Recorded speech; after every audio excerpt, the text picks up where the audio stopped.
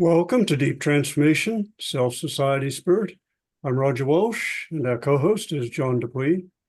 And with us today is someone whose work has made an enormous difference to people in suffering from poverty, multiple kinds of deprivation, refugees.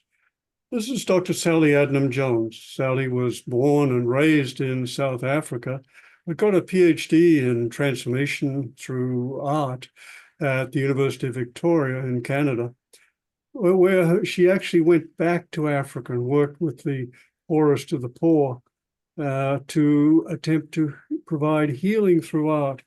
And she has written this or edited this wonderful book, Art Making with Refugees and Survivors, creative and transformative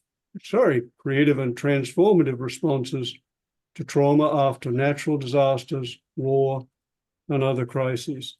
Sally's a student of integral studies. She is an expert or very familiar with developmental ideas. So she brings a lot of perspectives to our discussion today. Sally, so your biography is really striking. Perhaps you could tell us a little about how you came to this work. Thank you, Roger.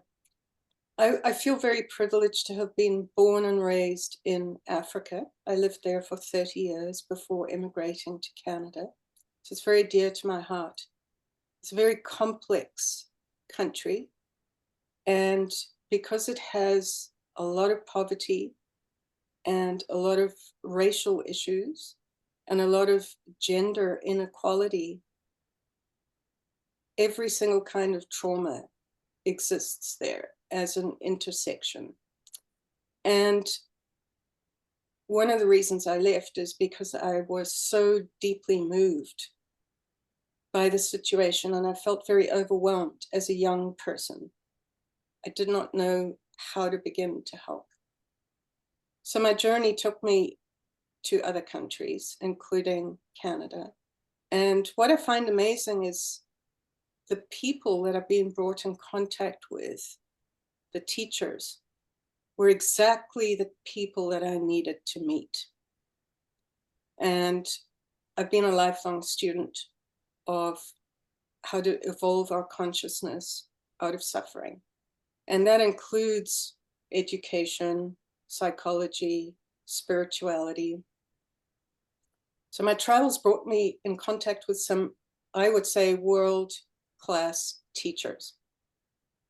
I was then able to come up with some pioneering work when I integrated all this information and go back to Africa to try and apply that. I had to find human developmental maps like spiral dynamics. I had to find world leaders in therapeutic creative practice. I had to find spiritual teachers on how to live in the present moment and how to let go of our suffering. So I brought all these ideas together and came up with a model, which was my PhD, in how to help people in the most dire circumstances who had been dispossessed of just about everything: their health because of the HIV pandemic, their land because of apartheid, their vote because of apartheid, and their voice, and their economic abilities to produce. The intersection of suffering is unimaginable. And now there's a lot of hotspots around the world with similar circumstances like Gaza, Ukraine. I felt my work had to be applicable in situations where there was no economic infrastructure, because we have to start from the ground up with people where they are, with a technology that can apply in any situation. So my book on art making with refugees, it's bigger than just making pretty pictures.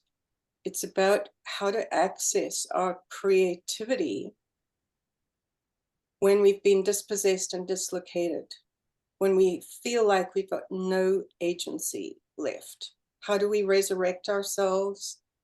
How do we start to build the world that we need? Which has a domino effect in our self-esteem, in our voice, and in our ability to imagine the next world that we need. Little did I know this is now becoming a global application as we face a polycrisis. This book that I wrote, I knew was ahead of its time, and it was located specifically in Africa, specifically with a community of people suffering from HIV and poverty and discrimination. And now I realize that this is applicable across the world. We need this work more than ever, not only with people who've suffered trauma, but for everybody. My work has now progressed to trying to motivate everybody to access their creativity and start building the world we need instead of sitting around talking about it. Beautiful. And you have certainly worked with a lot of groups. So after you went back to Africa and did your I call it therapeutic art because it feels like it's a deep, deep therapy you were offering. I don't know there are technical terms, but what then? What were you led to after that? Yeah, so the the origins of the work is you can go to any hotspot, sit under a tree, use the materials at hand, and build a community of people using their hands. And I really believe in our evolutionary development, there's a connection between the thumb and the brain. So you start using your hands as a way to access pre-verbal pain.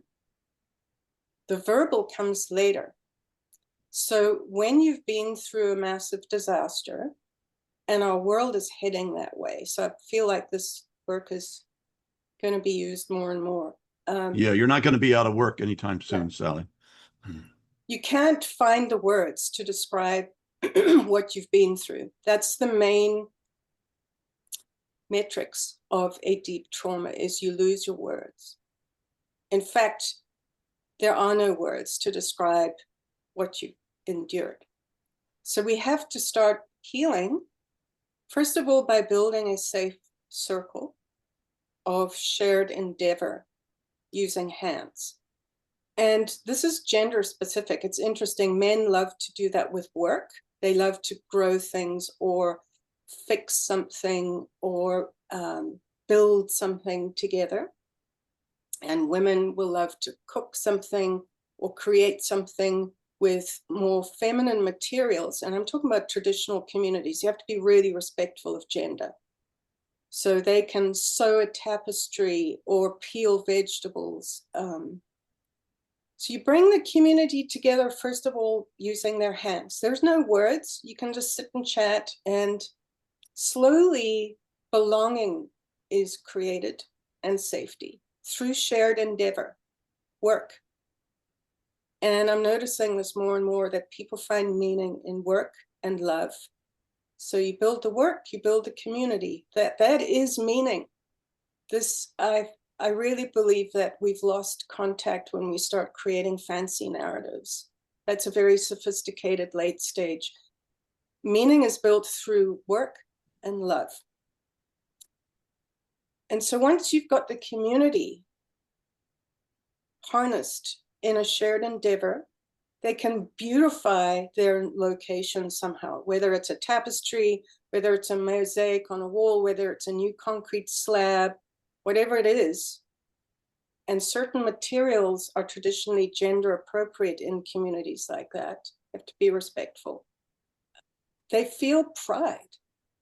So that's a whole new level of transformation, is, wow, look at that. We did that. That is amazing. I can impact my environment. I actually have that agency, even though I thought I was stripped of all my agency. That's the beginning. That's one of the first steps. The second step, after you build work, You build community, you build pride, and then you build a belief in your own creativity to change your world. So it's a very embodied, very practical method that I've pioneered. And after that, you can start finding your voice. Because when you bring the community together, you start to articulate your experience. You find the linear connection of your shared story. That's when the voice is liberated. So in the work I've done, for example, with African women in villages that have suffered deeply, we built a project, and it happened to be a tapestry. Each person did their own little square, and slowly they sewed all the squares together. That's a psychological expansion to believing we're all in this together. Then you have a beautiful tapestry on the wall that you can look at. You've externalized your private interior into something beautiful that you can be proud of. And then you take that tapestry from village to village, and the whole community goes, wow, that's my story too. And we can start talking about the deepest shame, for example, of suffering from HIV.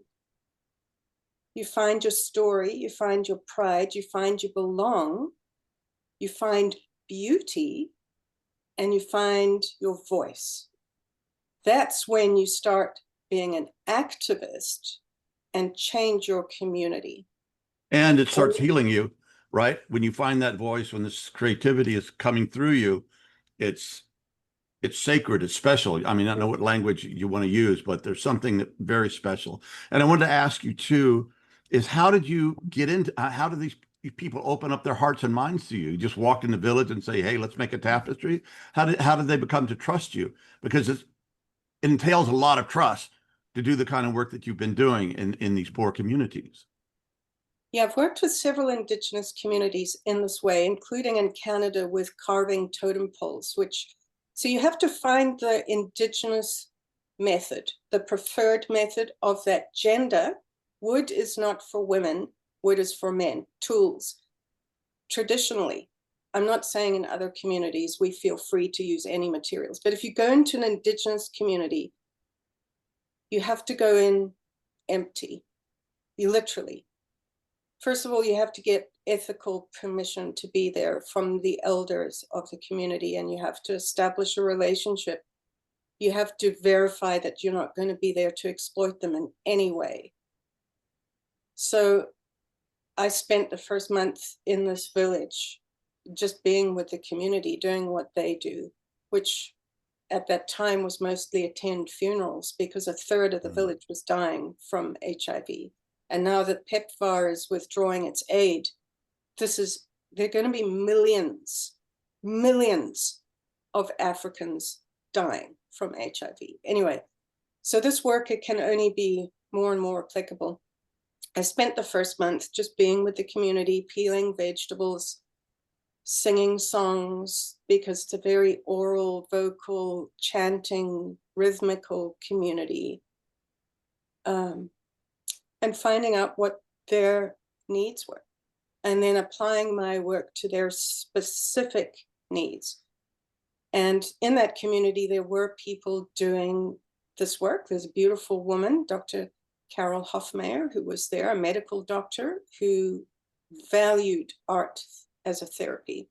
So she and I teamed up, and we harnessed what was there.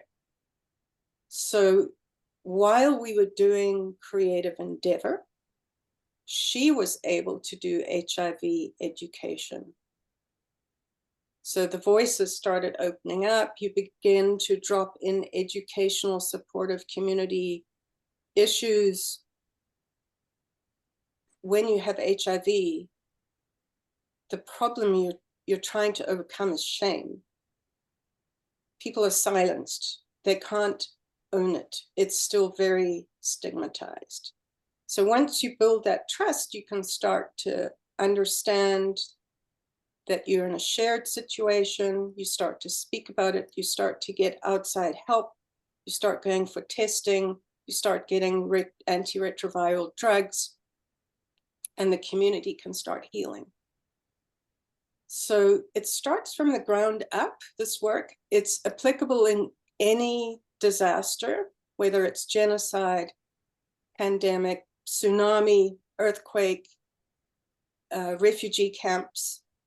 And the book that I wrote drew on leaders in those various situations filled with trauma already doing this work, because there was no degree in this work.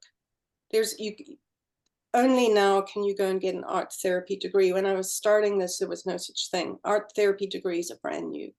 But there were people in other parts of the world, and I found them, I sought them out, who were doing this work in refugee camps, specifically in Jordan and Syria and the Calais jungle in France, places where they had been drawn to this work. There was no degree you could get, but they were doing this work. And I collated chapters in the book that they could tell their stories of how they had also found this to be helpful.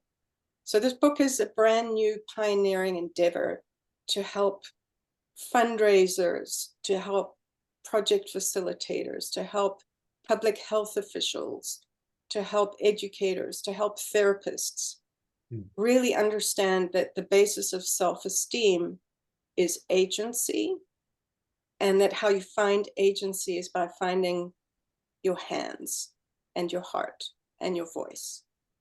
That's the background. I don't go into communities and tell them any of this. We just start a project.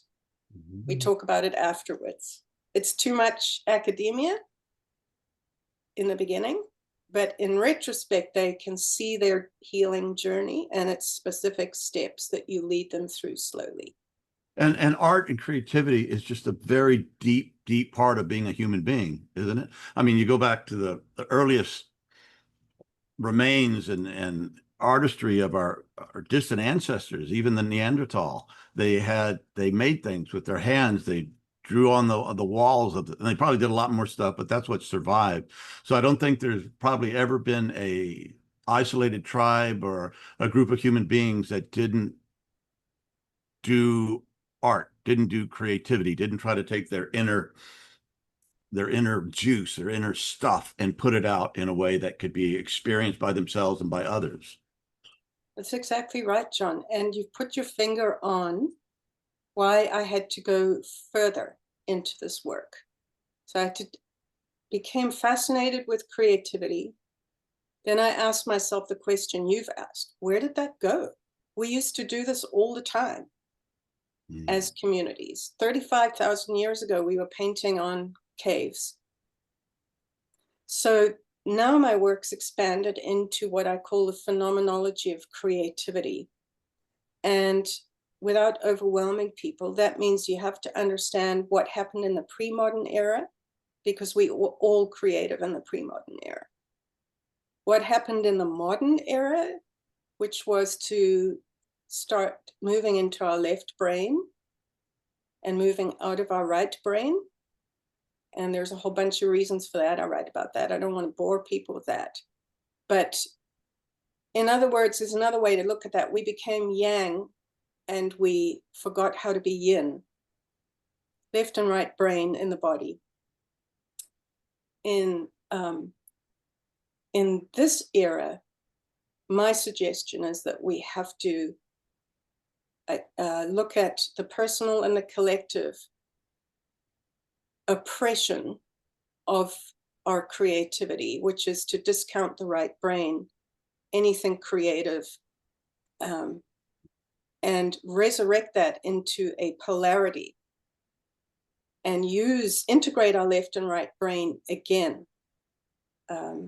That's the second part of my academic journey, is how to articulate creativity through an integration of our left and right brain. So I used to teach at the university, and I've taught in Indigenous communities, and I've taught in classrooms and studios. And I found that there were several ways of thinking when students arrived. Some were divergent thinkers. In other words, give them one problem and there's a million answers. And some were convergent thinkers, which is give them all these data points and they'll try and make one answer. Ian McGilchrist's work, which I rely on as the medical basis for my theory, is that left brain thinkers are convergent and right brain thinkers are divergent. So when I'm faced with a classroom full of students, I have to, as I always do, try and find out what their needs are. And it became obvious to me eventually that this was gendered. I go, wow, look at this. This is so interesting. The men tend to be convergent and the women tend to be divergent. And this is not stereotypical. There's many women who are left-brained and many men who are right-brained. What happens in a classroom is that they are stereotyped, that the women are not supposed to be left-brained, and the men are not supposed to be right-brained. In fact, they're ostracized. Men in my classrooms who were deeply aesthetic were taunted outside the classroom. They would come in there filled with shame, knowing I'm deeply aesthetic, I have all these talents, but it's not masculine. And women would come in there saying, I have a deep aesthetic, but I'm not supposed to have any agency and execute and manifest that creativity in the world. That's masculine. So this arose naturally in my classrooms, and I would have to begin to work with degenderizing creativity. What that actually meant is metabolizing in your other side of the brain. So we're conditioned as men to be very left-brained, as women to be right-brained. And so my task in any creative situation is, how do we get out of that programming?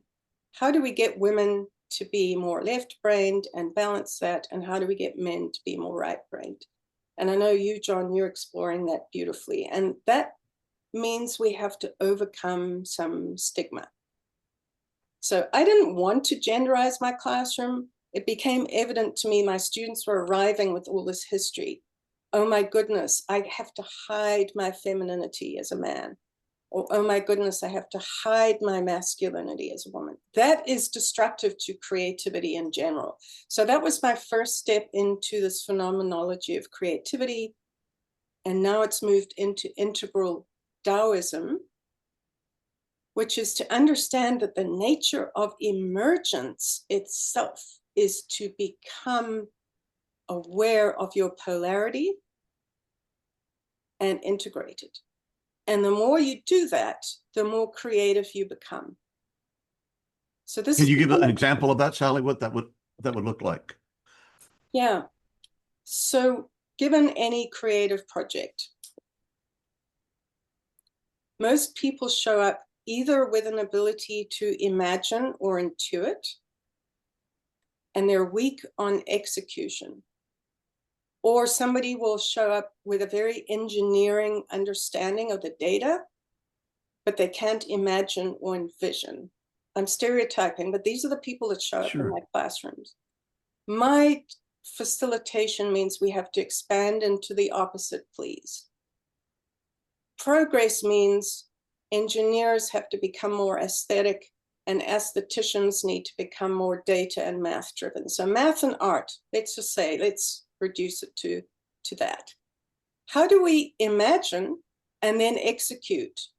Because you can do all the imagining you want, but your project will fail with no execution. You can't manifest. Right. You can have all the structural agentic abilities you want, but with no vision and imagination, you're just going to reiterate the old. You need both. Masculine and feminine, left and right brain, whatever you want to call it, at whatever scale. we can use the archetype yin and yang, which is what I do because it takes it out of male and female. Yeah, let me add here. I'm a creative and also a musician, a guitar player, songwriter, singer, and you have to study for years to get the technique right on the guitar, right? But if you don't have the inspiration, it's dead. It doesn't move you. It doesn't move anybody else. But and I still haven't figured it out quite, but at some point the muse kicks in and you feel like there's something bigger than yourself that's taking over. And it just, and it may take years of struggling to get there, but something really happens. And I've also suffered with depression and the weight of the world and dark nights of the soul and this sort of stuff. It seems that at that point, the trauma, the darkness actually becomes fuel for the creative fire, and it gets transformed into something that can be beautiful and transformative and healing at the same time. Yeah, so I'm listening to your language, John, and you've used the language of discipline and inspiration, the masculine and the feminine. Mm-hmm. So for any successful creative endeavor, we need both. We need to do the 10,000 hours, and then we need to surrender and get into the feminine, which is to actually move beyond the identity and allow the inspiration to emerge through the human body. It's stunning. We go into altered states. That is the mystical union of yin and yang in the human body, and it is creative.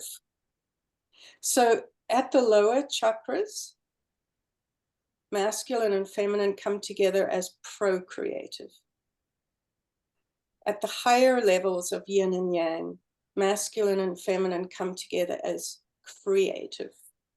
Mm-hmm. So it's a different scale of the same libidinal energy. So a lot of people just get stuck in the lower chakras. And I've noticed, like dating language, the yin and the yang in the dating pool is about how to specialize in one way or the other, which is necessary for the third thing to be made, the baby. At the higher levels of creativity and then mysticism, the marriage becomes internal. Yin and yang come together and make the third thing. And eventually man and God come together and make the emergent inspiration, the mystical union. So I look at these three scales of yin and yang: procreativity, creativity, and actual oneness with emergence. You become an instrument for the divine through yin and yang. Yeah. So that's the integral Taoism. This work has just progressed from just... And it feels very mysterious. And even when you experience it, you can't explain it. It seemed like that song wanted to write itself. It was very easy. I wrote a song about Ukraine. It's on YouTube if anybody wants to watch it, John Dupuy with the exclamation mark.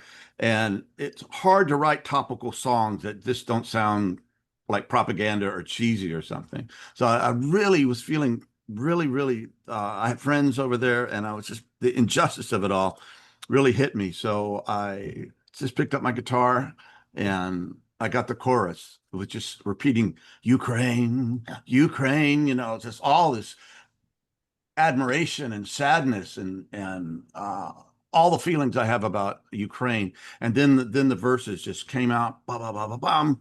And then I ran into a daughter of a friend of mine. She was 14 years old at the time, Ukrainian, and she put the videos to the song together. And the videos are just perfect. I mean, if you have half a heart, you can't see this without feeling emotion and tears come into your eyes. And it's just like, and one time they asked Bob Dylan, how did you write all those songs way back when? And he said, I don't know. I have no idea. It's just this thing that happens, and it gets us out of ourselves and connects us with something beyond just our normal day-to-day ego self and the realm of mystery, magic, spirituality, all of that combined. So I love that, John, that the ultimate understanding then is about the mystery. It's an embodied channel to the divine, and there are a second level of no words. So you start out with no words, Then you find the words to do the creative expression, and then the conclusion you come to is there's no words. There's a mystery here, and I'm going to facilitate that and practice that as much as possible. So that's my life journey, like you're saying there, John, is how to articulate this for other people. Beautiful. Really, There's really, nothing really like important it. work. Yes. Yeah, yeah. I read And how do we understand emergence, which is actually duality, is yin and yang at the biggest frame. I won't go into that now. But if you want to discuss that at the human, that's the macro. If you want to look at the meso level, which is the human, it's the same cosmic principles.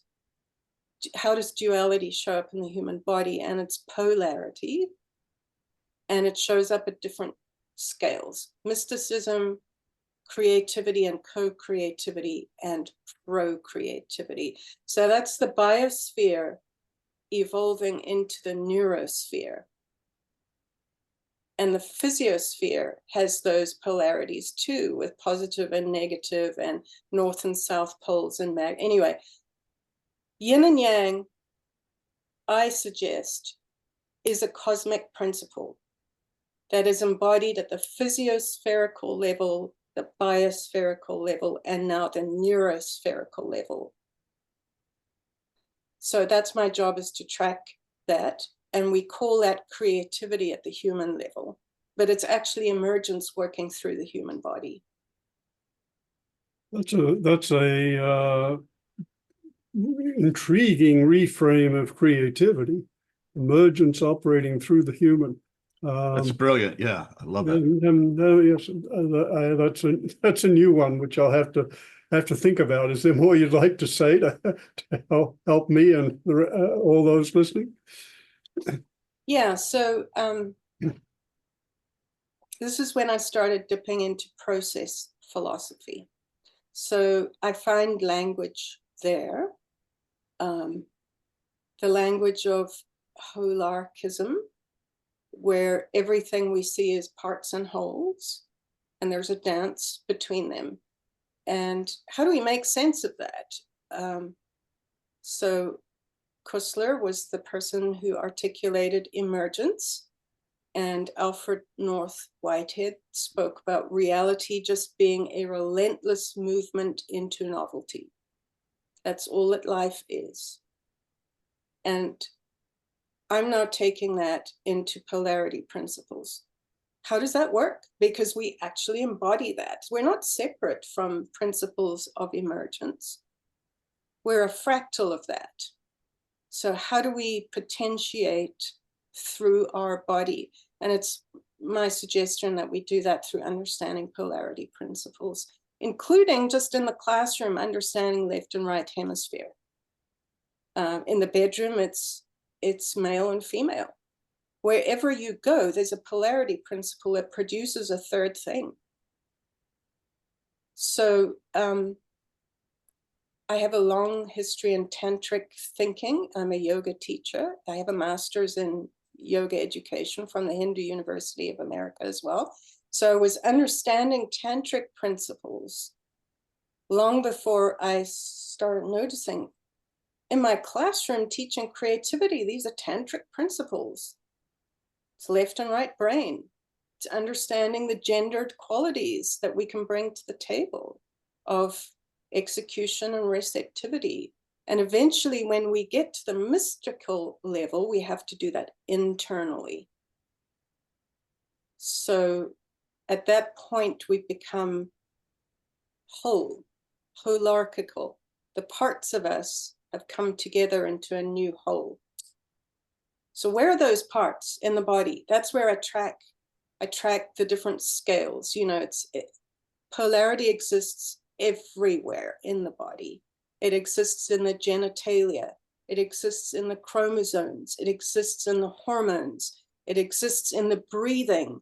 It exists in the brain. It exists in the autonomic nervous system as parasympathetic and sympathetic.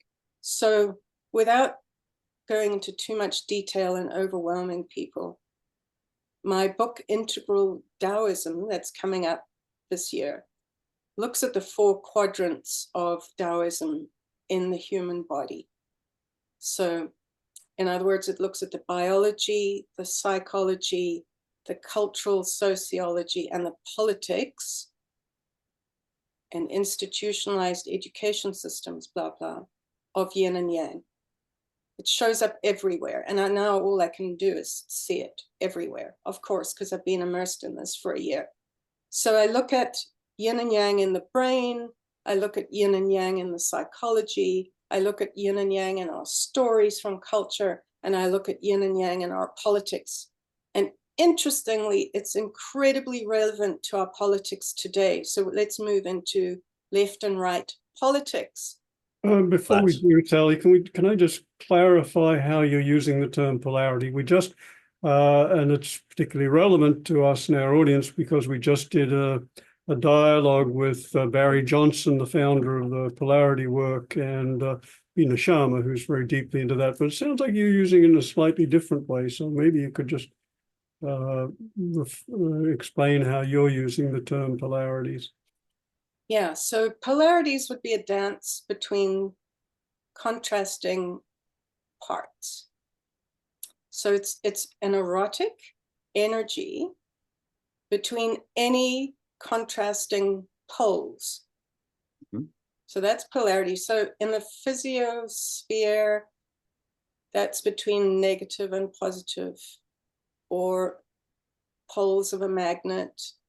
In the geosphere, it's north and south pole, which creates summer and winter, which creates circadian rhythms in the human, sleep and awakeness, which creates melatonin and serotonin.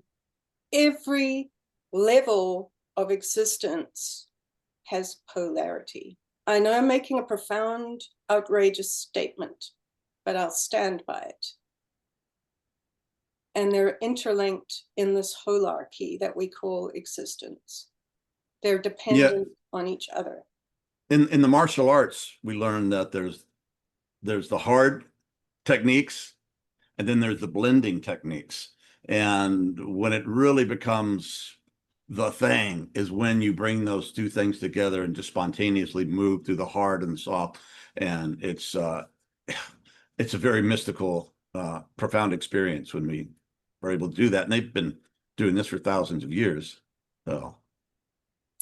Yeah, I'd share a brief story then with your listeners about an initiation I received in China from a Taoist master.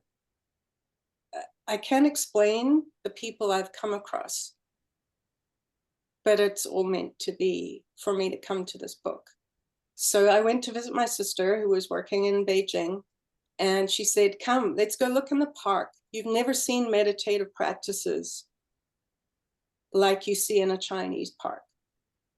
So we went down and sat in the green space, highly dense neighborhood of tall apartment buildings. And in China, it's beautiful. There's always a green space. And the public always come down from their units and they meditate in the park.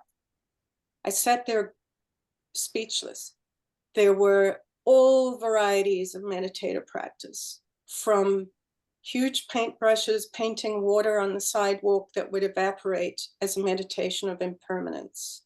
You create a picture, it evaporates, to ballroom dancing between couples, just practicing random strangers how to play with yin and yang. There were Qigong masters, there were Tai Chi masters, there were people literally just swirling long colored ribbons in the air to see the interplay of movement that they could create. I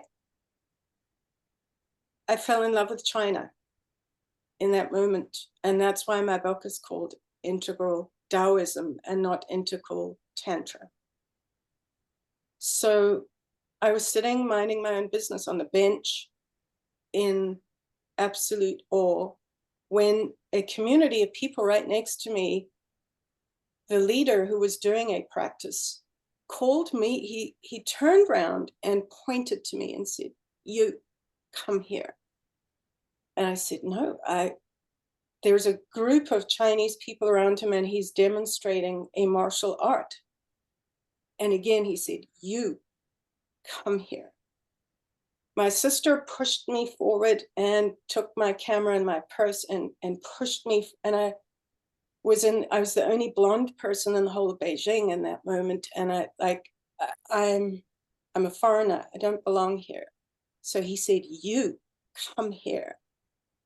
He made me stand on a pair of bricks and he stood on another pair of bricks and he said, get on the bricks.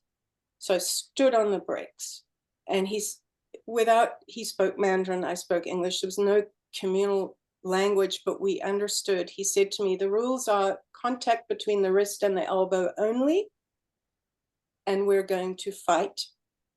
And the only rule is you look me in the eye. So I'm standing on the bricks, we make forearm contact, and we engage. And off we go. And his job is to push me off my bricks, and my job is to push him off his bricks. We engage, and he pushes me over, and I push him over, and we're doing this dance. And it's a polarity dance of every force has an opposite and equal force. Neither of us could get the other one off their bricks because we were completely integrated in our strength and our surrender. I have never received a lesson from a master quicker than in that 20 minutes of engagement with a Chinese master with no language, common language. I got it. It rooted in my body that my masculine and feminine have to come together. I have to surrender and I have to impact and I have to be grounded and I need to be elevated. I need to be aggressive and I need to be tender. Anyway, I won't go into it, but that moment was the birthing moment of my book, Integral Taoism. It was a teaching with no language by a stranger, a man I'd never met, who singled me out from across a park for this lesson. And now I write about it, and I've articulated what polarity is at every scale. And it's yin and yang working together to create the third thing. Yeah, that's a great story. One of the reasons, well, we do a group together once a month, is it? Or is it every 2 weeks? I don't know. I'm not very linear. It's called Integral Psychotherapy Group, and we get there and we share, and it's all videoed, and we talk about, or somebody presents, and you were talking, and it was, I don't know, a couple of months ago, or we were talking, the group was talking, and you mentioned that you were Canadian, and that's right when Donald Trump had started trying to say that he would take Canada as a 51st state, and bullying, threatening military power, and playing with tariffs as a way of blackmailing. Anyway, it hit me really hard because I do love my country, and my country does bad things, I really feel it. And we do good things, I really feel that too. So it was just so out of the blue.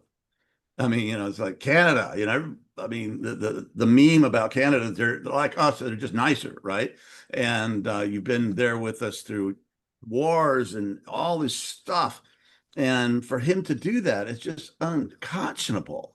And it was really getting to you too at that moment. And I don't know how it is, but it wasn't just one of Trump's mental blurbs. I mean, he's doubled down on it, and he's still doing it. And just a couple of days ago, or a few days ago, King Charles came, and Canada's a constitutional monarchy, like we were talking about earlier, how you have the traditional roots that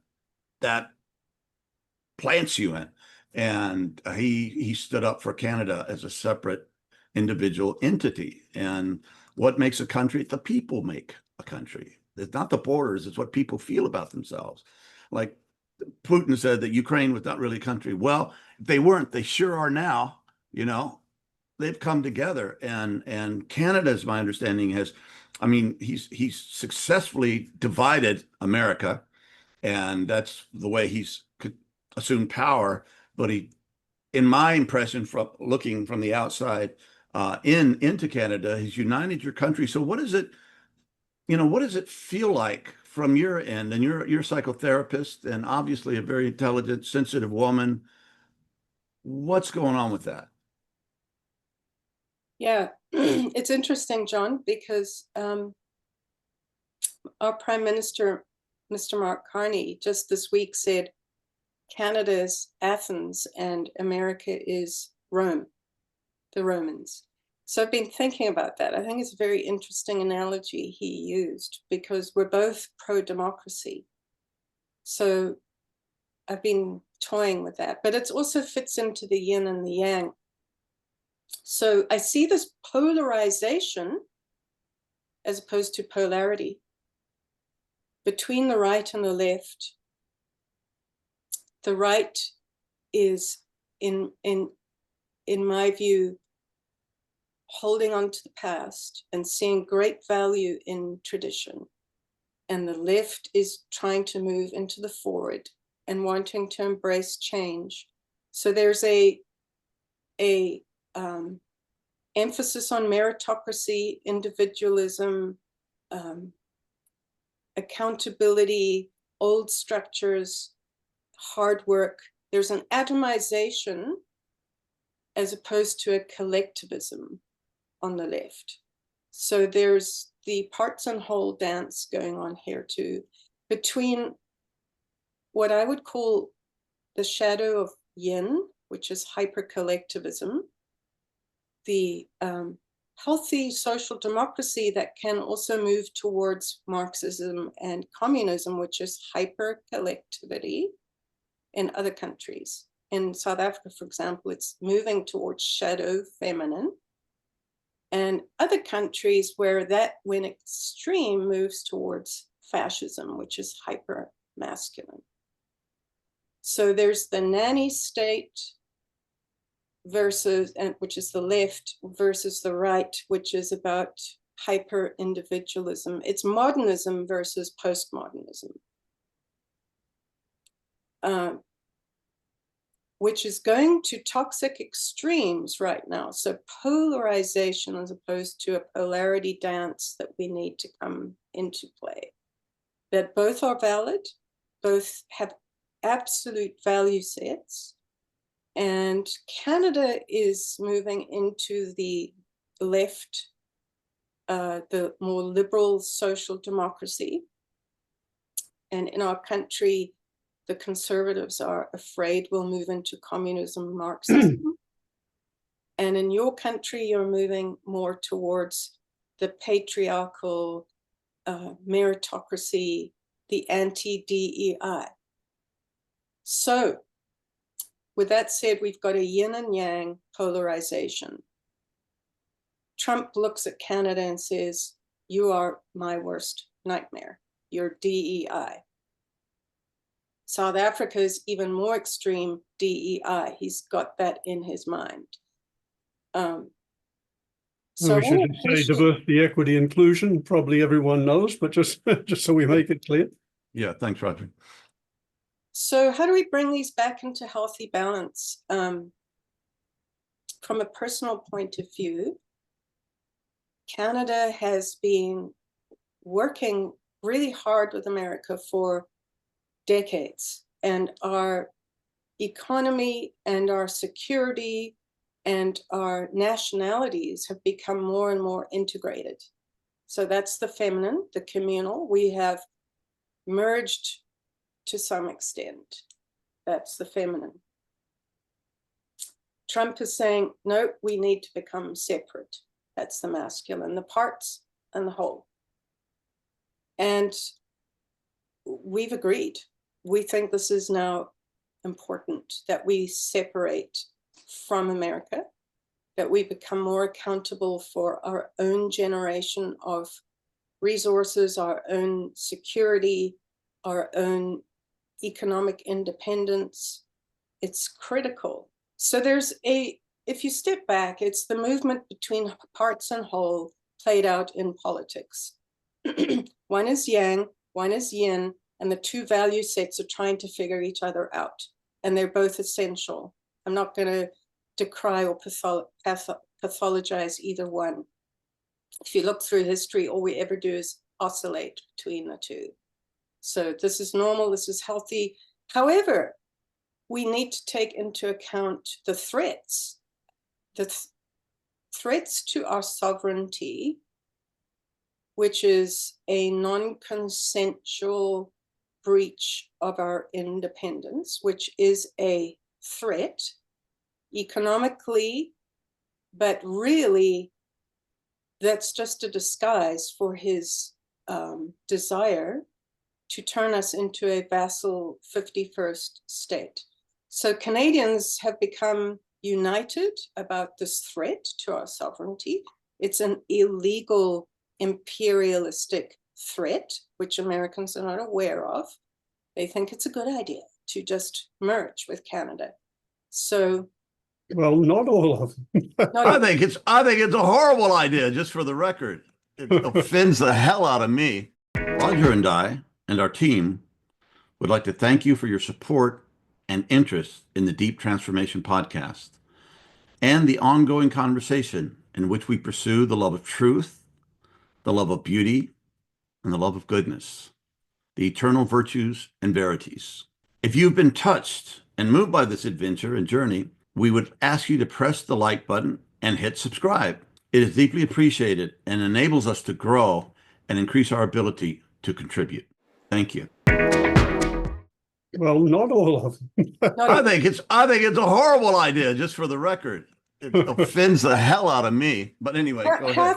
Half of the country realize that we're two separate states, and the other half are looking at our resources, our rare earth minerals, our lumber, our oil, our land, and the Arctic. So it's a security issue too.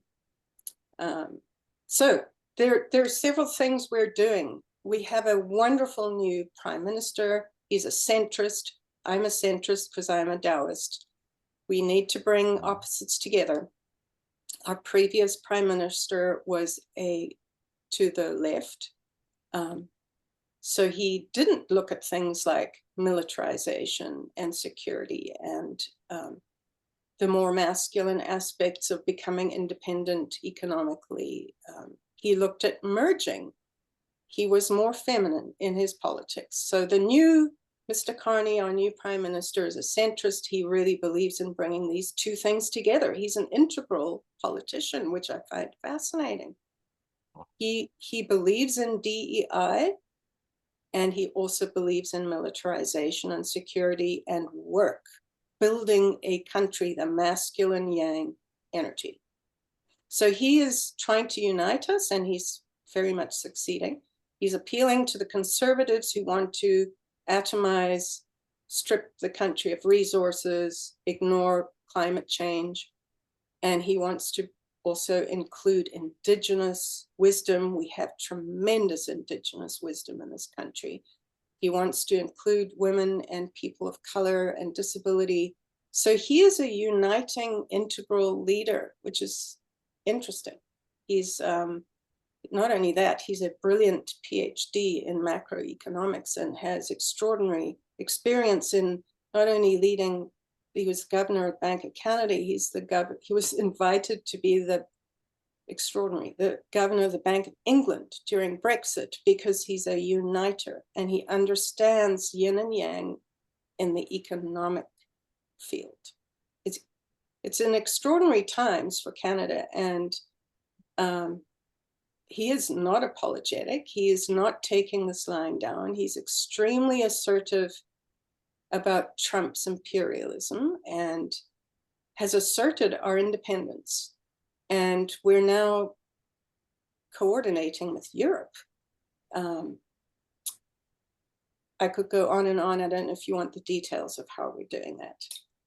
Well, how did it feel? How did it feel when Trump started his bullying tactics and said, you don't even have a right to exist as a country.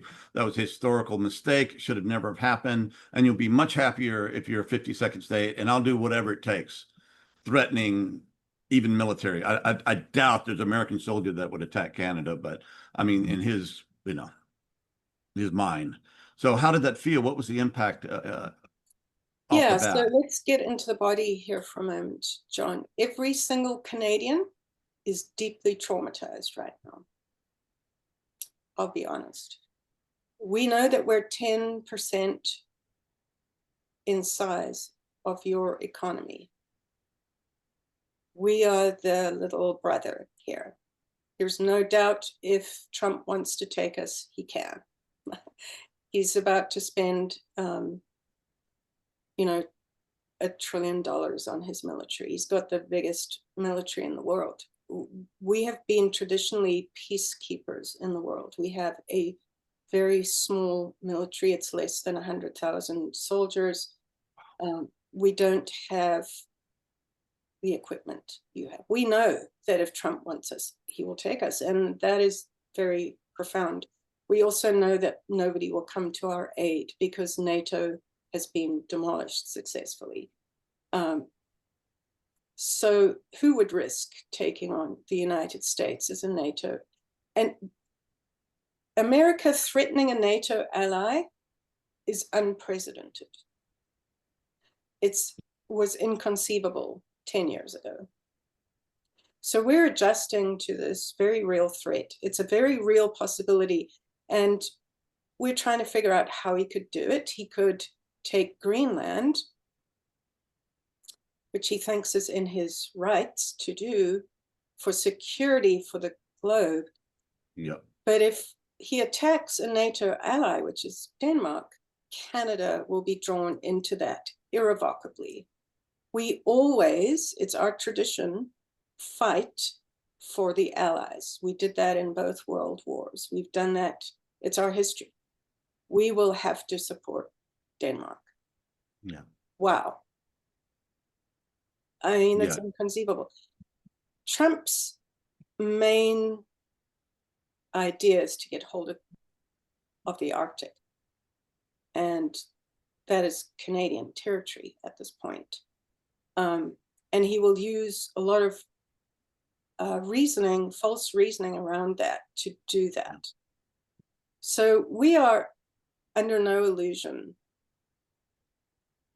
number one, that he wants our rare earth minerals for his oligarchs. And he wants them in Ukraine and he wants them in South Africa. So what he does is divisive politics to destroy those democracies. Let's collapse the leadership and we will gain access. I'm speaking frankly here now, and Canadians are under no illusion that it's not that he wants us as a cherished partner, which is the language of abuse. Let's call you the cherished partner when actually all we want to do is take your resources. So the language isn't consistent with the threat and the action, and we're aware of that. Mm-hmm. So militarily, for example, it's our feeling that the US has become, under the Trump regime, and I'll use that word because he's moving into fascist authoritarianism, he's becoming an arms dealer. So he wants all the NATO allies to increase their budget from 2% to 5%, to arm themselves against threats which are never named. What he really means is you guys need to all spend your money with our military industrial complex. It's a trade, economic warfare, but we'll put the context as possible atomic warfare.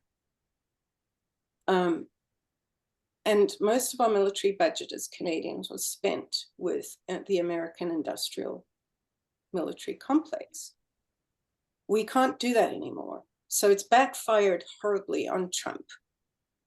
let's just be frank, his threats, instead of being statesman-like negotiations with NATO allies, he has alienated us all, and we will now create this 5% of our GDP spending amongst ourselves.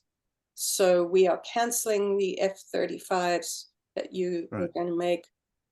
We've partnered with Australia to have over-horizon radar. We're going to buy our military aircraft from possibly Sweden or France.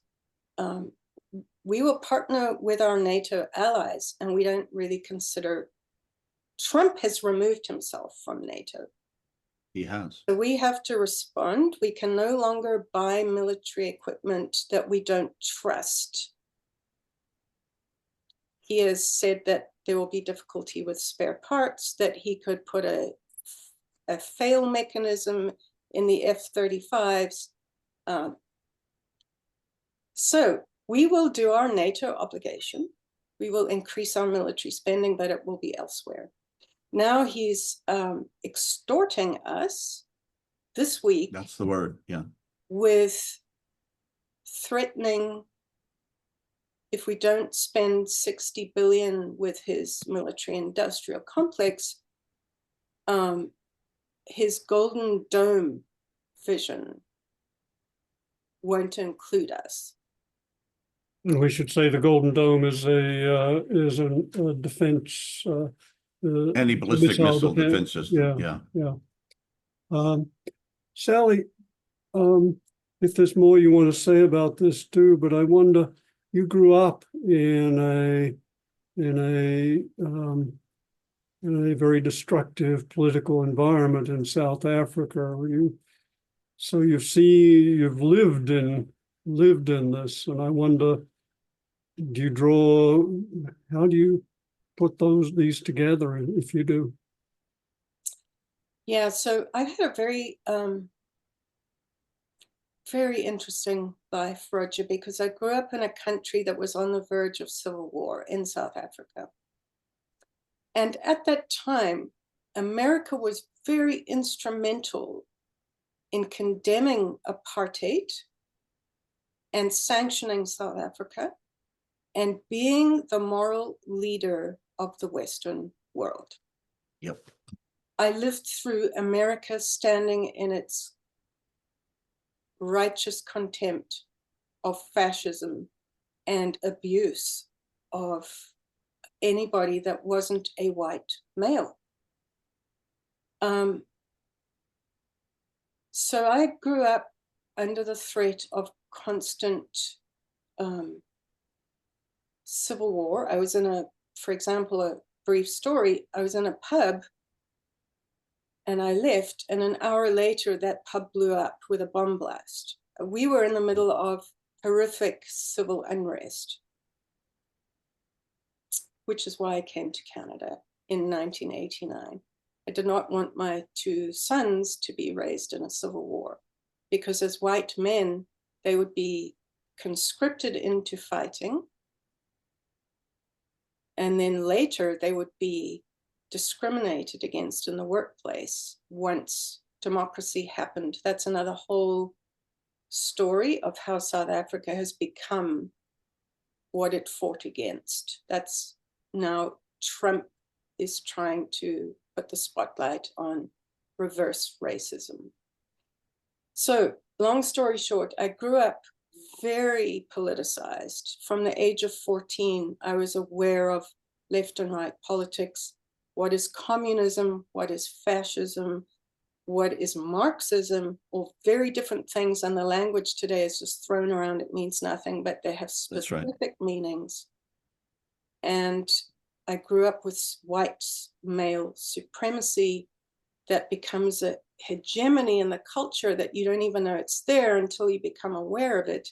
And I had to become aware of it as a citizen who wanted to live in alignment with my conscience. I had to either reckon with, how do I become an activist and a resistor of this, or do I leave? There were lots of reasons I did both. I even fought for the anti-apartheid movement. I had to leave the country to do that, and I went to Britain. There's a whole thing there. Anyway, so I did try that. And then I immigrated to Canada, which is the country whose politics I align with as a social democracy. I'm a centrist. So this now is a new opportunity to bring my youth back into my awareness and go, wow, I've seen this before. This is a reversal. The American idea of democracy that championed my values is now championing democracy in a very different way, which is looking more like supremacies and fascism, or a hyper masculine politics. So one thing I would like to say to your listeners, because I have a very deep compassion for people going through this. I've lived through it. And I just want to say, fascism never lasts long. It can't, it's not sustainable.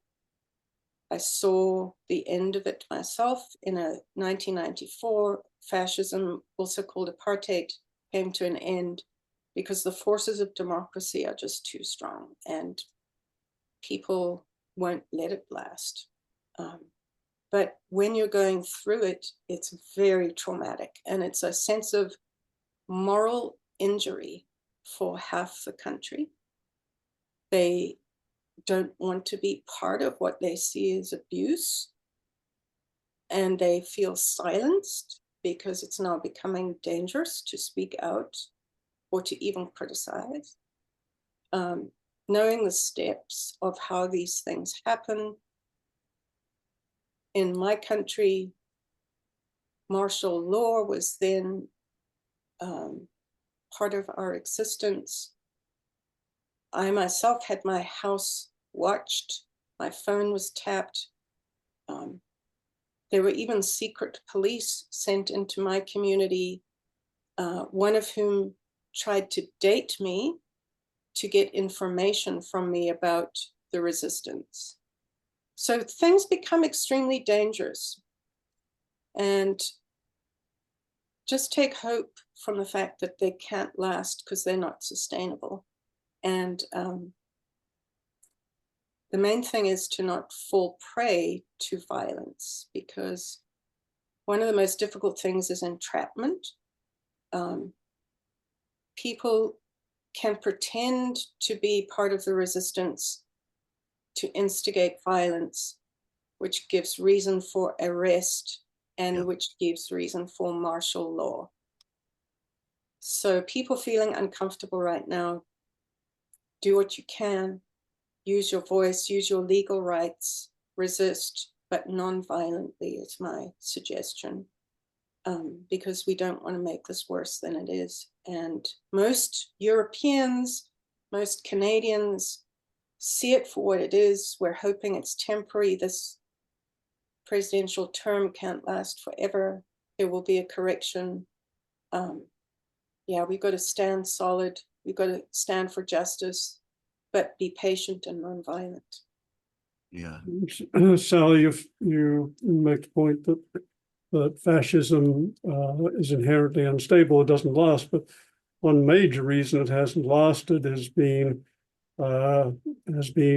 active resistance and passionate sacrifice by a lot of people, in some cases, unfortunately, in the Second World War. But do you have any other practical how-to steps for people who want to make sure for this country doesn't descend into authoritarianism or descend into Roger, this is an extremely sensitive matter. There's always a line that cannot be crossed. People like Gandhi, who was also in South Africa and who's a hero of mine. People like Nelson Mandela, who was a South African, who's a hero of mine. These people I respect and admire. found ways to be resistant and always had a line that cannot be crossed. So establishing what is that line, how do we agree upon that line, and what are the actions we will take once that line is crossed? And those two gentlemen were both lawyers. It's important to note they knew the law backwards. So they fought legally, which your justice system is doing. This week, Trump's tariffs have been denounced as illegal. So that's the one front, is do it non-violently with the law, do it with sit-ins and marches and protests. But there's a line that if that's crossed, there has to be physical resistance. Mandela himself chose to do that. That's why they locked him up, because he said that is a possibility. If I recall. His line. Yeah. Mm-hmm. So what he did, and he's the only person to have got a Nobel Peace Prize and be a terrorist. So the two exist. There needs to be a line that's demarcated and articulated. And at some point, he chose to take up arms. He actually left the country. He got funding from other countries and created an army. Contra was seized with, and he armed the Russians armed him with AK-47s, and he started blowing up infrastructure. And then they arrested him as a terrorist. He called himself a freedom fighter, so that's interesting. And they put him in prison for 27 years. And then he was able to come out and negotiate the new dispensation. So at some point, we don't do conciliation. Neville Chamberlain discovered that sometimes conciliation is a disaster. Yeah, how did that work with Putin, by the way? And didn't on do the a damn thing. And on the other hand, Gandhi, for example, was absolutely committed to nonviolence, as was Martin Luther King. Yeah, two different paths. One takes a lot longer, but eventually fascism falls. So that's interesting. One is violent and one is nonviolent. You have to have massive amounts of coordination for the nonviolent path. You have to have massive collective sit-ins, protests, disabling of function. But it does capitulate. Regimes capitulate. Yeah, how do you awaken the American conscience? Is a good question to, what we thought we were. There is a study out of Harvard which is getting a lot of press at the moment, which argues that looking across historical examples, it takes approximately somewhere between 3 and 4% of the population actively involved in civil resistance or of one kind or another in order to effect dramatic transformation. So Roger, just to encourage you that the rest of the world is with the 50% who are struggling with this regime. And let me tell you, we're becoming coordinated resistors too. So in South Africa, external coordinated resistance helped collapse the regime. We're doing that now. So Canadians have stopped buying American products. We've stopped traveling to America. That's billions of dollars. We're not supporting your military industrial complex. We're coordinating with new economic partnership, including BRICS, if need be, the China, Russia, Indian, and South African community, which is extremely powerful. If America wants to sanction Mexico and Canada, we need to supply and market elsewhere. So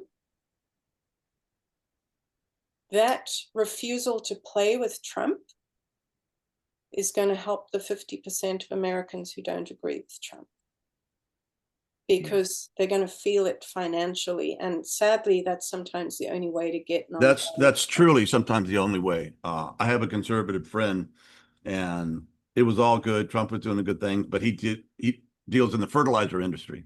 So then all the fertilizer stuff that we get from Canada for our farmers here, all of a sudden, the prices are going up, and all of a sudden he kind of developed a conscience. Oh, maybe this is not okay. And it's really sad and sorry, but when it starts threatening your wallet, and your businesses, and then people resist, and some people just have a conscience that can just see it from a higher level and realize how wrong it is. I'm really impressed with your analysis. We went from Daoism to world politics very well. You're really a good example of masculine and feminine thinking in one package, I must say. And it's painful to listen to, but it's really good. Thank you. And I had another. Just to help your listeners who are American, Canadians still love you very, very much. We're trying to be strategic with our own counter tariffs. Red states, we're counter tariffing red states because we understand the blue states are feeling really abandoned right now. And we're supporting you in this way, even though it's painful. So just to say that we understand that this is the leadership that we're questioning, not the American people in general. Yeah, well, that's very big of you. Sally, I'm really impressed at how extremely well informed you are about what John was saying, a range of things from art and therapy to contemporary politics, and you're very well informed about contemporary politics and some of the issues and factors about government, etc. Do you have reflections on the fact that this rise of authoritarianism is not, unfortunately, isolated to America, but is happening in many parts of the world, Hungary, Turkey, etc. And unfortunately, some of our politicians have been going and bowing at the feet of the Hungarian president. But so, any comments on the larger movement here towards authoritarianism? Yeah, this is a very tricky question because I think we're moving from nationalism now into a more world-centric perspective. So when we get to try to look at the global dynamics, the macroeconomics of this, there's polarization happening. China, Russia, America being the biggest players. And those presently, with the current regime in America, are right-wing institutions. So at the top, we've got a lot of top-down leadership that wants to do social engineering on their cultures and are happy to use propaganda and misinformation and large militaries to including in America the encouragement of militias right now. So using the law and the military against their own people. So that's problematic. Globally, there's this power play between the three biggest players, and they're all conservative, militaristic, right-wing, male-dominated philosophies that play down. There's no trickle up. It's oligarchical.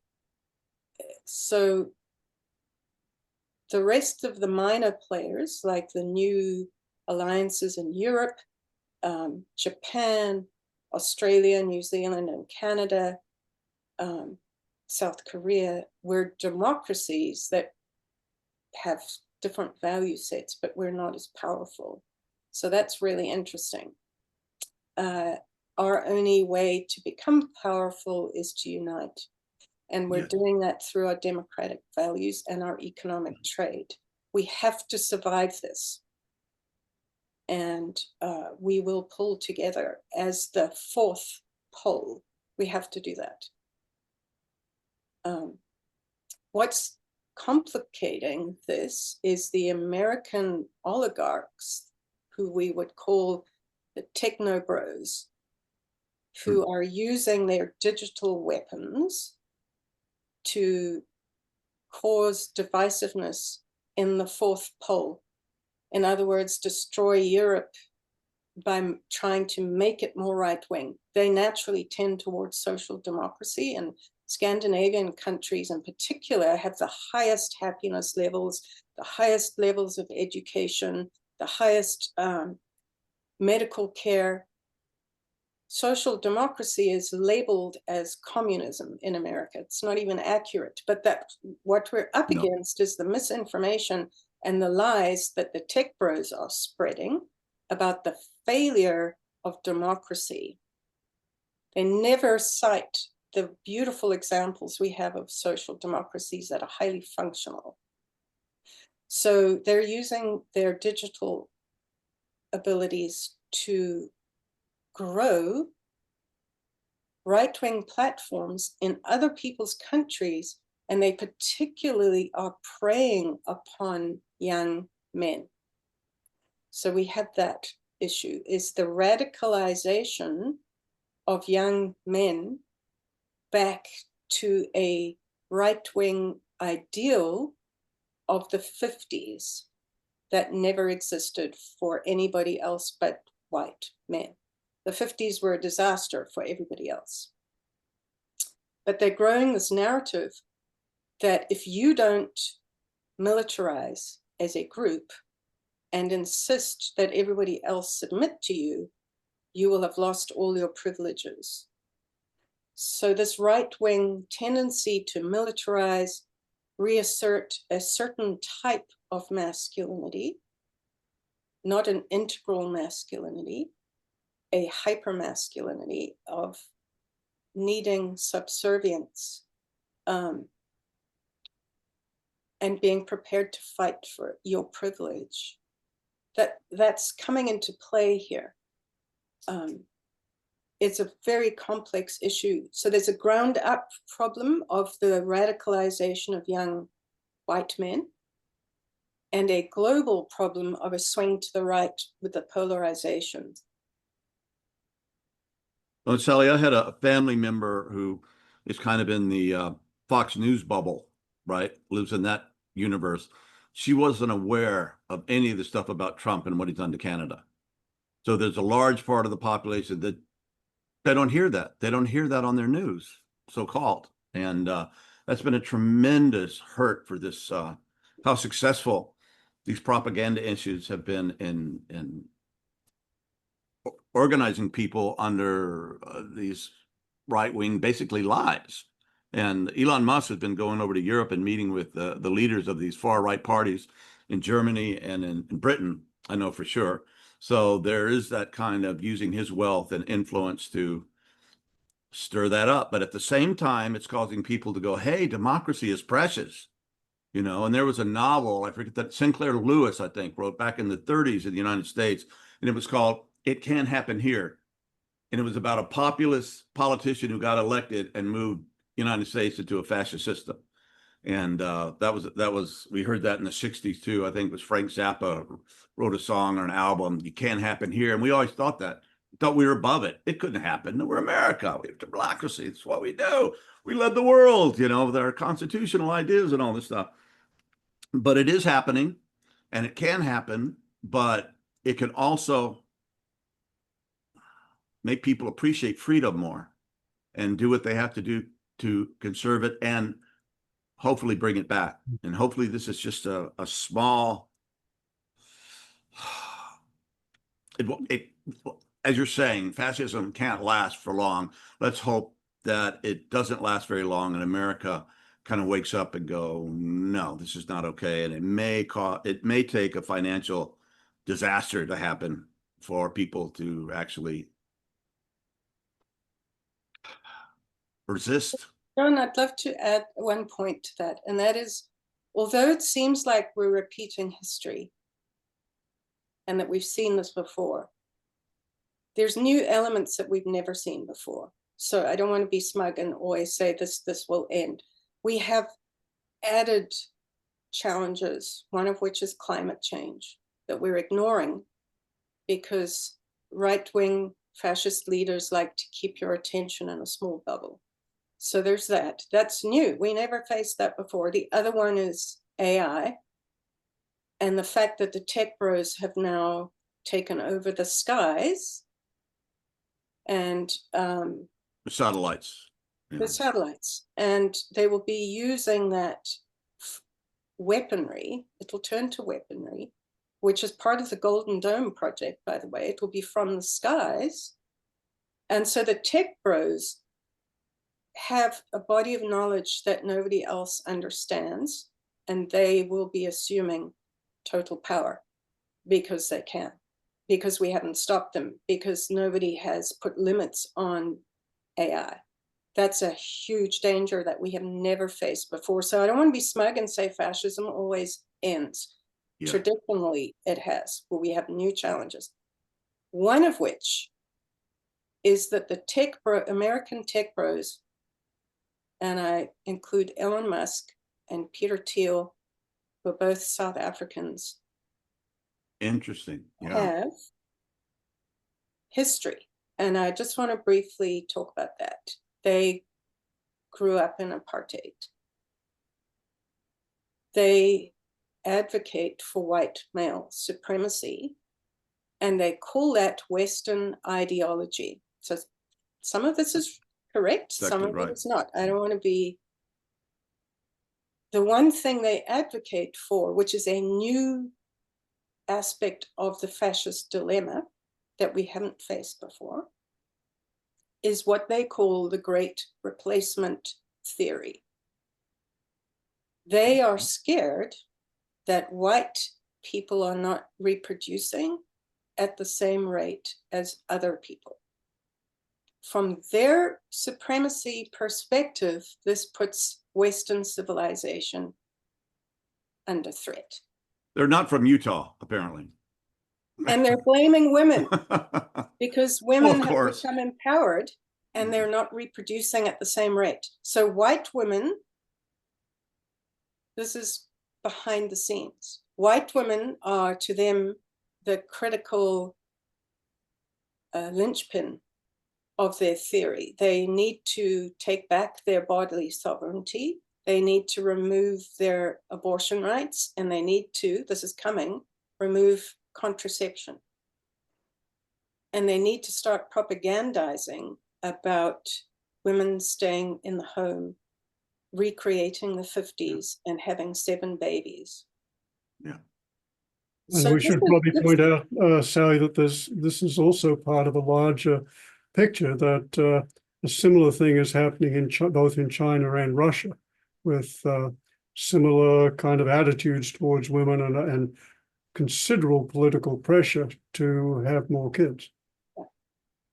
So this is part of the right-wing move in the three in the 3 major powers. So this is interesting, Roger, you point this out. This is now a global trend to make women responsible for the future of, it's basically eugenics. It's eugenics.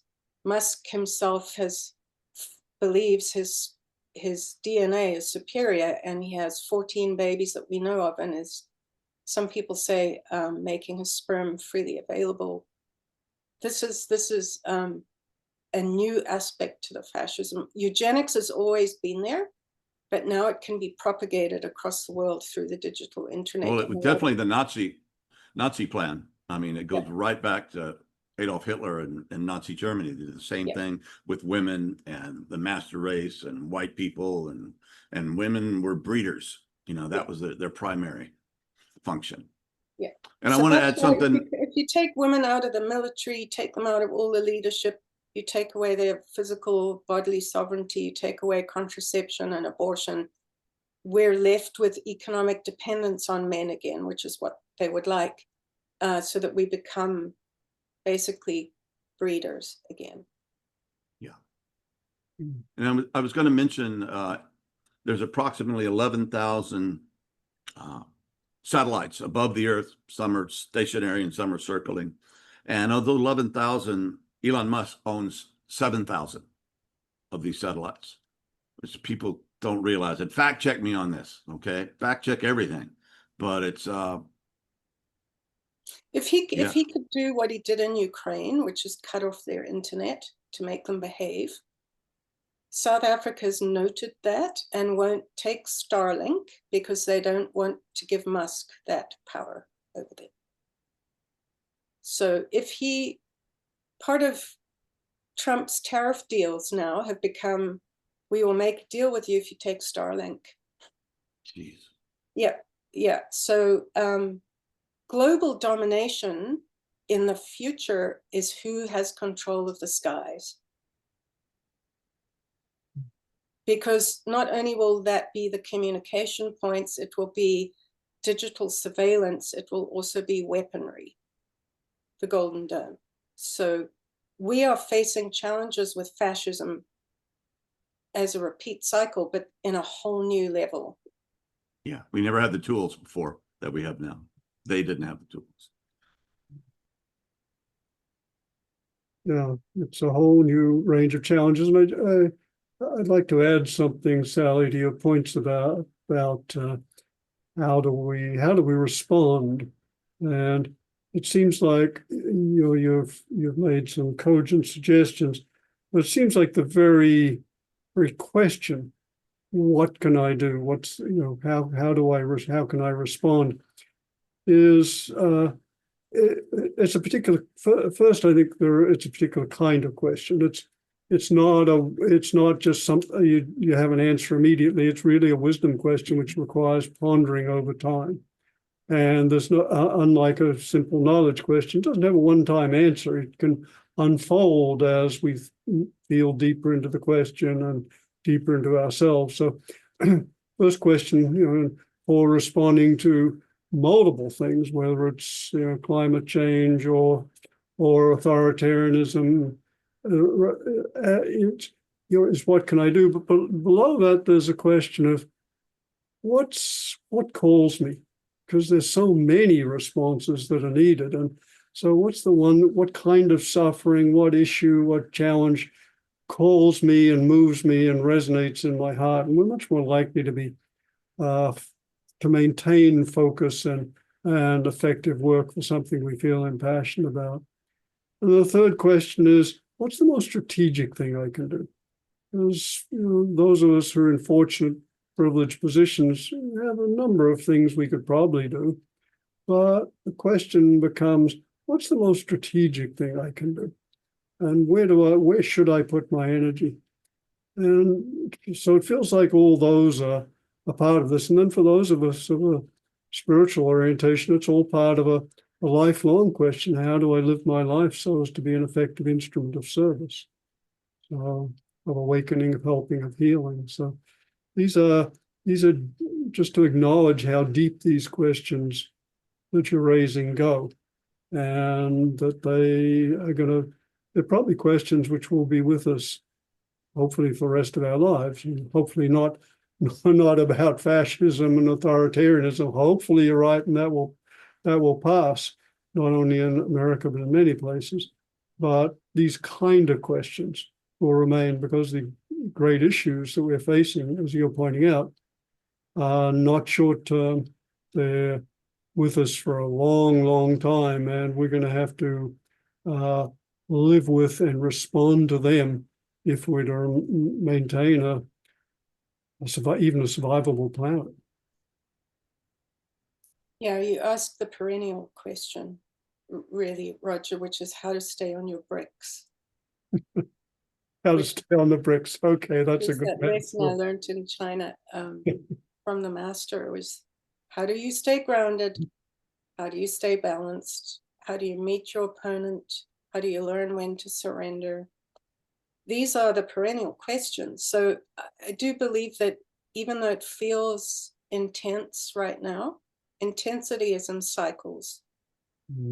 We've had 50 years of peace and calm, economic prosperity, and now we're back in a cycle of pressure. And in cycles of pressure, the masculine always comes to the fore.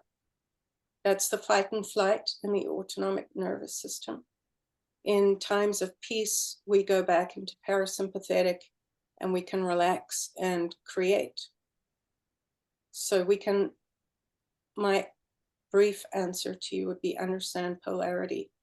We're in a complex system of working with the nervous system at the core. Am I in fight and flight because my survival is threatened? Am I in rest and digest because I'm safe? I can go into my feminine. Or do I go into my masculine? Learning to self-regulate is, to me, the fundamental skill that I'm daily tested with right now. I have a suggestion, and I don't think it works to out argue somebody. Yeah, get all your bullet points and just bury them. It causes resistance. One thing that I've tried to do, and it ain't easy, is to learn, for example, why MAGA feels the way they do, and to be able to explain to them in language they can understand why they feel that way. And they feel deeply heard and deeply understood. And at that point, communication can start to happen. But if we just get angry and blow up, said, you goddamn Nazis and blah, blah, blah, blah, blah, can't you see what's going on? That doesn't help. But there is a way of deeply understanding why these people have made the choices they've made, and seeing it through their eyes and still being compassionate and to operate from that very open and deeply compassionate level, but at the same time with courage and strength. So it's quite a quite an order. We're talking about an art here and a skill. Yeah. Sally, we're probably coming towards the end of our time here. Is there anything else you'd like to add?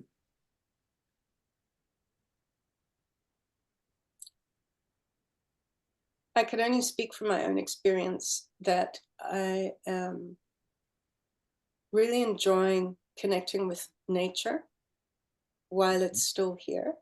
Yes. I find that a daily practice for me to stay grounded. I actually go dig in the soil. I have a garden, and I get really into big picture stuff by looking at soil and how weeds operate. Just in the garden is the same dynamic of who are the competitive plants, who are the symbiotic parasites. Like, as I'm weeding, I see this as a pattern of emergence. It's everywhere. And how do we tend that garden is the perennial question. And that garden is right inside me as well. It's in my gut, it's in my biome. The competition and cooperation that Darwin noticed is at every scale of existence, and it's inside me too. So just noticing I'm a fractal of the cosmic principles, and how to work with that dynamic is, for me, a lifetime's journey. If I just do that one thing, I'll be happy. That's beautiful. I love sounds like your Taoist side is coming out here, and I have a sense of you doing what one of the challenges for all of us is to flow with the moment, and as the Taoists would say, or in Confucians even more, to feel into what is called for and appropriate in this moment. Yeah, and I just wanted to put this in. You were talking about nature. The day after Trump was reelected, I got my truck and my dog, and we went out into the high deserts of Utah and just hung out there in this vast, open, incredibly beautiful place. And it really helped me. If I'd have just stayed in the house, and I'd have been much more depressed and much more beaten, but just the power of the natural world that we come from is palliative. it's healing. It helps. I'm not exactly sure why, but I spent a lot of time in wilderness, and it does seem to help. You know, whether you're, you have your little rose in the window that you water every day or whatever, or you go out in the wilderness or go to the parks, like you're talking about the Chinese in the center. Connecting with nature helps us to be connected with deeper patterns of existence and get through these dark, hard times. Mm. Yeah, I really go back to the couple of sentences at the beginning. Meaning is found in work, love, and appreciation of beauty is the one I'd add. And so those are my daily practices. And it gives me all the meaning I've ever needed. I don't have a meaning crisis. Well, it's beautiful that you rediscovered for yourself the same conclusions that Sigmund Freud came to, that what counted in the end was love and work. Yeah, beautiful. And you've produced some beautiful work, Sally. Your art therapy and your work with survivors and refugees is incredible. And your book, Art Making with Refugees and Survivors, is profoundly moving. So thank you very much for all you've done and are doing. And thank you for your very deep reflections on the larger social political issues. Really, really, really useful. Thank you. Yeah. And as we come to an end, thank you also to our team who make this possible behind the scenes, our producer or manager, I should probably say, Heidi Mitchell, and our tech whiz, Vanessa Santos, without whom this would not be appearing. So thank you, everyone, and thank you listening.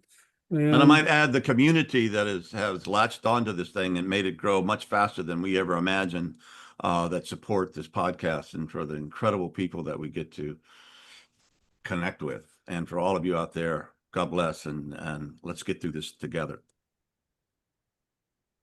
Thank you, John and Roger.